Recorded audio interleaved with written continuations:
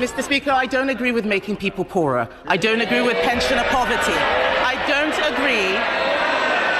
Oh, dear viewers, get comfortable and hold tight to your Earl Grey, because today's offering is peak parliamentary drama. This is Britain's favorite spectator sport in full swing. Well-dressed adults arguing passionately in polished accents while steadfastly refusing to acknowledge the obvious. Yes, we're plunging headfirst into a Prime Minister's Questions session so charged, so theatrical, it makes a cup of instant noodles look like gourmet cuisine. At the center of this grand performance stands Mr. Karma himself, a man who wears his suit like a shield against common sense. He has the calm of someone who's just realized he left the iron on at home, yet still insists he's moments away from rescuing the economy. But before we unleash this magnificent showdown, a quick request. If you're enjoying this content, please like and subscribe. But it means everything to us. Done. Brilliant. Thank you. Now, let's get back to the spectacle. Well, he's absolutely right. We can commit to a triple lock because we've restored stability after they crashed the economy. And that means, Mr. Speaker, next week 12 million pensioners will receive up to £470 more.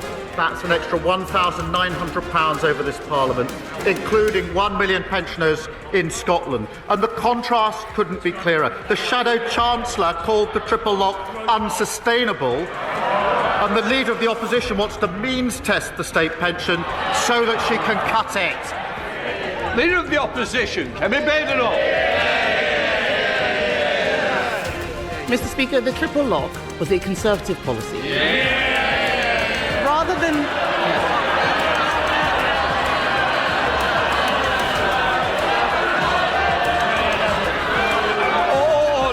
Order. I know... You was inadvertently said. Carry on, Lee. Rather than the Prime Minister congratulating himself for what we did, why don't we talk about what he's doing? From Sunday, Labour's jobs tax will mean many British businesses face a terrible choice: to cut wages, put up prices, or sack their staff. What is the Prime Minister's advice to those businesses? Well, Mr. Speaker, she says the triple lock was Conservative policy. It was once thought to be the party of sound finances, but they blew all of that. Mr. Speaker, she asked what we're doing. We're clearing up the mess that they left. We're dealing with global instability, and we recognise the pressures that are bearing down on businesses and individuals and working people. That's why we're rolling up our sleeves. And yesterday, Mr. Speaker, I was pleased to announce the national living wage increasing by £1,400. That's a pay rise for millions of workers.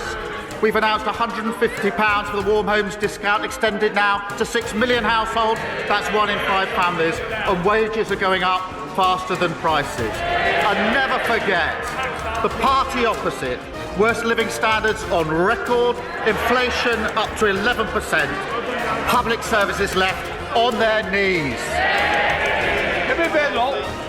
Mr. Speaker, the only mess is the one that he made with his budget. They had an emergency budget last week that fixed nothing. He says he's bringing stability. All we see is fragility. During the election, the Prime Minister also promised that he would not increase taxes on working people.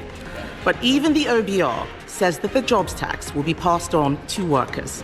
On average, families will be £3,500 poorer. Why should anyone trust him again? Well, her fantasy figure is about as much use as Liz Truss's economic planning.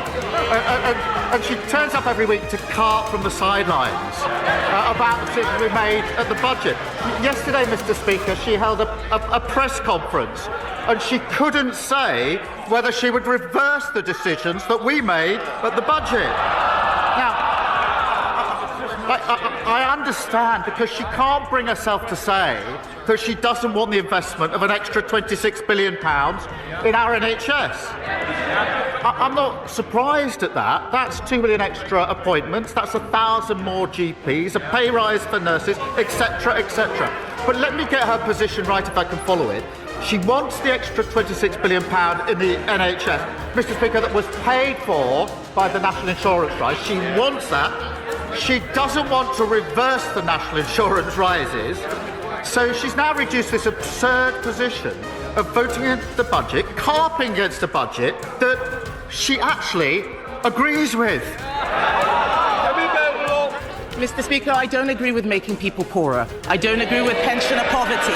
I don't agree. Out there, they are calling it awful April. That's because of decisions he has made, because he made promises and broke them. His promises are worthless, Mr. Speaker. People are getting poorer. Before the election, he pledged to freeze council tax. Instead, it's going up everywhere. Even in Birmingham, where there's 17,000 tons of rubbish uncollected on the streets. Does the Prime Minister regret promising the British people he would freeze their council tax when he has so obviously failed? Prime Minister. Well, I have to ask, if she doesn't want people poorer, why didn't she resign when she was in government? Mr. Speaker, the last government put up council tax for 12 years in a row. She, I think, was actually Minister for Council Tax. And in the year she's been, what she do? She put it up. And even now, the Conservatives' own Local Government Association manifesto, so currently their position, page 9, we asked the government to remove the caps on council tax. So who's leading the charge? Hampshire County Council, they wanted a 15% hike, we said no. Slough Council wanted a hike, we said no. Windsor and Maidenhead was Tory, now Lib Dem, they wanted a hike and we said no. And it's no surprise that council tax is £300 cheaper under Labour councils than under Tory councils. Kemi Badenoch. Mr. Speaker, he doesn't want to talk about Birmingham, and that's because he knows the situation. So I'll say it again. 17,000 tons of rubbish on Birmingham streets. Normally, a state of emergency is called for natural disasters, not Labour ones. His policies have left our economy dangerously fragile. The Chancellor, once again, left herself no room for manoeuvre. Economic experts, real economists, say she will either have to break her fiscal rules or put up taxes. Which will it be? Prime Minister. I think she must have picked up the script she was using a few weeks ago. Because it was only then she was saying, in the spring statement, you're going to put up taxes.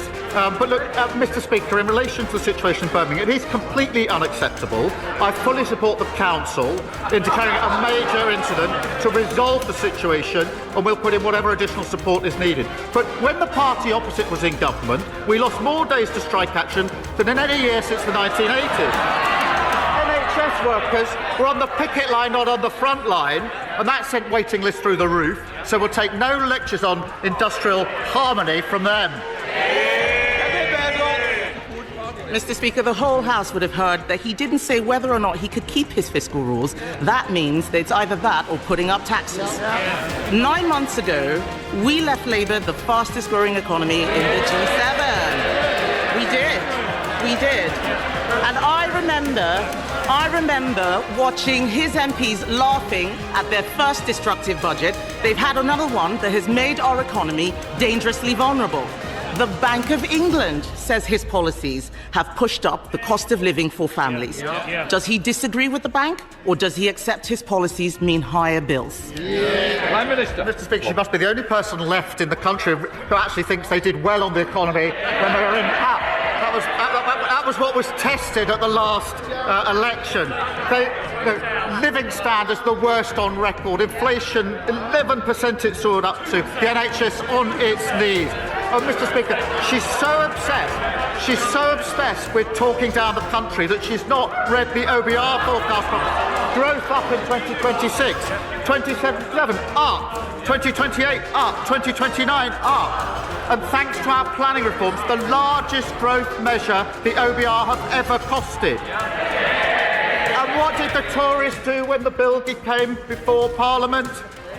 They abstained. Well, you don't grow the economy or build houses by yourself. They're the same old party, they haven't changed, nothing's new. Mr. Speaker, he talks about inflation. We left it at 2%. It is now twice what the OBR forecast when we were in government. The fact is, his decisions have made our economy fragile, just as we face global trade wars. In November, I urged him to seize the draft US trade deal Conservatives negotiated.